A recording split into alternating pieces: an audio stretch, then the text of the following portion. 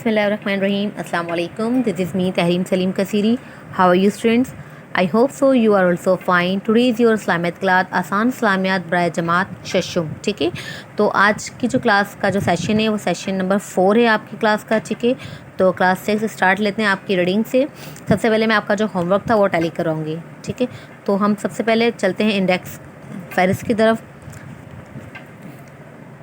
फ़हरिस्त में आपका जो सबक का नाम है वो है सुलह हुदैबिया और सफ़ा नंबर है 42.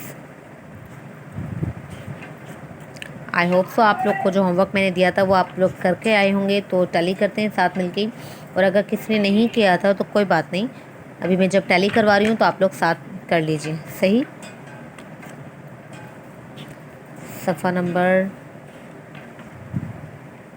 ठीक है, ये सफ़ा नंबर 42 पे आपका चैप्टर का नाम है सुलह हुदैबिया और ये होमवर्क था कल का. ठीक है, तो कॉलम अलिफ़ को कॉलम बे से मिलाएं. ठीक है, तो कॉलम अलिफ़ में क्या क्या लिखा है? सहाबा कराम, हुदैबिया, उस्मान गनी, उर्वा बिन मसूद, बैत रिज़वान. ठीक है, और कॉलम बी में क्या लिखा हुआ है? शहादत की ख़बर, बबूल का दरख्त, मक्का मुकरमा के करीब एक मकाम, कुरैश का सफ़ीर, 1400. ठीक है, तो आप लोगों को तो स्टार्ट लेते हैं यहीं से. सही, सबसे पहले सहाबा कराम. ठीक है, तो इसमें ये बताया जा रहा है कि सहाबा कराम का ताल्लुक़ कॉलम बी में किस से है? शहादत की ख़बर से है, बबूल के दरख्त से है, या मक्का मुकरमा के करीब एक मकाम से, या फिर कुरैश का सफ़ीर, या फिर 1400 मुसलमान. तो सहाबा कराम का ताल्लुक़ किससे? 1400 से. तो पेंसिल और स्केल ले लीजिए साथ साथ और फिर मैच करेंगे इसको. ओके, तो सहाबा कराम को मिलाना है 1400 से. ठीक है, इसके बाद है हुदैबिया. हुदैबिया का ज़िक्र इसमें से कौन से किससे मैच हो रहा है?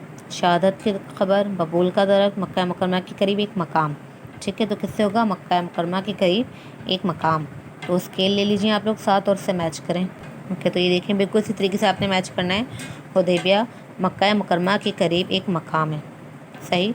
नंबर 3 पे क्या लिखा हुआ है? उस्मान गनी. ठीक है, तो उस्मान गनी क्या होता है? इसमें शहादत की ख़बर आई थी इनकी. ठीक है, अफवाह फैल गई थी, तो ये यहाँ से यहाँ पे मैच करेंगे. बिल्कुल इसी तरीके से आपने क्या करना है? स्केल से मैच करना है. ठीक है, विदाउट स्केल्स को आपने मिलाना नहीं है. इसके बाद है नंबर 4 पे उर्वा बिन मसूद. उर्वा बिन मसूद क्या थे? कुरैश का सफ़ीर था. ठीक है, तो यहाँ से आपने इसको मैच कर देना इस तरीके से. सही, तो ये मैच हो चुका है इस तरीके से. यहाँ पे लास्ट है अब बैत रिज़वान. बबूल के दरख्त के नीचे इन्होंने बैत ली थी, इस वजह से इनको क्या कहा जाता है? इसे बैत रिज़वान कहा जाता है. तो यहाँ रखें स्केल को, से मैच कर दें. ठीक है, इस तरीके से मैच करना है आपने कॉलम्स को. सही, तो ये आपका होमवर्क था, ये आपको मैंने करवा दिया है. जब हम अपनी रीडिंग की तरफ चलते हैं. ठीक है, तो यहाँ पे कुछ शराइत थे इनके जो हमने पढ़े थे कल अपनी प्रीवियस क्लास में, तो आज हम इसी के आगे से कंटिन्यू करते हैं. ओके, अभी मुआहदे पर दस्तखत नहीं हुए थे कि हज़रत अबू जंदुल रज़ियल्लाहु अन्हु जो सुहेल बिन अमर के बैठे थे और इस्लाम कबूल कर चुके थे, लेकिन कुरैश ने उन्हें जंजीरों में जकड़ रखा हुआ था और वो किसी तरीके से मक्का मुकरमा से भागकर हुदैबिया में मुसलमानों के पास पहुंच गए और इनसे मदद की अपील की. इनकी हालत देखकर मुसलमान बहुत जोश में आए और कहा कि चूँकि अभी मुआहदा मुकम्मल नहीं हुआ इसलिए हम इन्हें वापस नहीं करेंगे. क्योंकि एक मुआहदे में ये था ना कि अगर कोई आदमी भागकर मदीना मुनव्वरा जाए तो उसे वापस कर दिया जाएगा, लेकिन मदीना मुनव्वरा से कोई आदमी भागकर मक्का मुकरमा जाएगा तो उसे वापस नहीं किया जाएगा. ठीक है, तो ये कौन था? ये मदीना से आया था, भागकर कहाँ गया था? मक्का मुकरमा जा रहा था.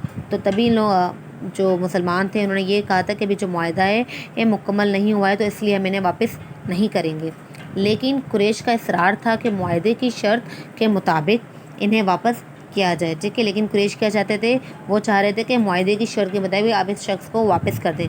रसूल अकरम सल्लल्लाहु अलैहि वसल्लम ने मुआहदे की पासदारी करते हुए इन्हें वापस कर दिया. ठीक है, मुआहदा जो बना था इसकी एक शर्त थी कि जो भी बंदा मदीना मुनव्वरा से भाग कर आएगा उसे वापस नहीं किया जाएगा.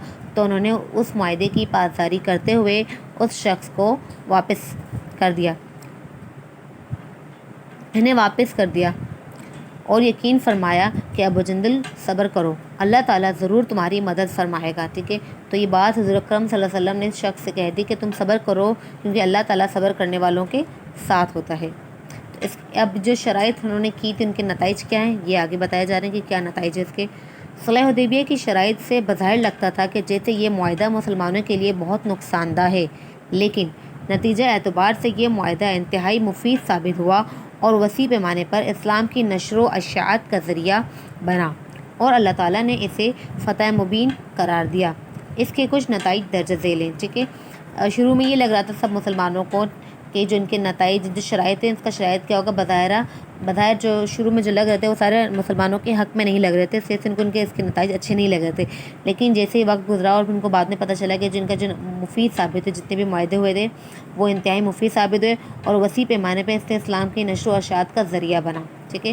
تو اب ان کے نتائج کیا کیا تھے؟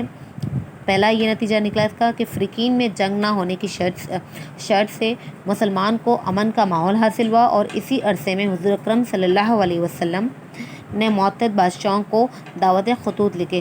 فریقین بولتے ہیں پارٹنر جو آپس میں شرکت کرتے نا آپ کے جنگ میں، ٹھیک ہے۔ تو اس میں کیا جنہوں نے اگر جنگ نہیں لڑی تو ایک عمل کا ماحول ہو گیا، ٹھیک ہے، سکون برپا پیدا ہو گیا تھا، اور اسی وجہ سے حضور اکرم صلی اللہ علیہ وسلم نے یہ بادشاہوں کو کیا لکھے تھے؟ دعوتی خط لکھے، صحیح۔ اس کے بعد ہے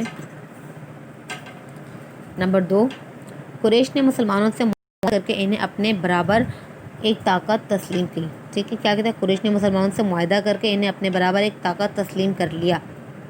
معاہدہ کیا تھا؟ یہی جو شرائط تھے، صحیح۔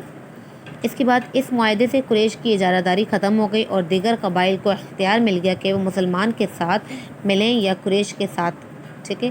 تو اب یہ معاہدے کے بعد سب کو اس معاہدے سے قریش کی اجارہ داری ختم ہو گئی، اجارہ داری مطلب حکومت ختم ہو گئی سب پر، اور دیگر قبائل کو بھی اختیار مل گیا کہ آپ مسلمانوں کے ساتھ بھی کیا کر سکتے ہیں، مسلمانوں یا قریش کے ساتھ بھی اپنا معاہدہ کر سکتے ہیں، کوئی بھی قبائل جو ہے وہ کام لے سکتے ہیں، ٹھیک ہے۔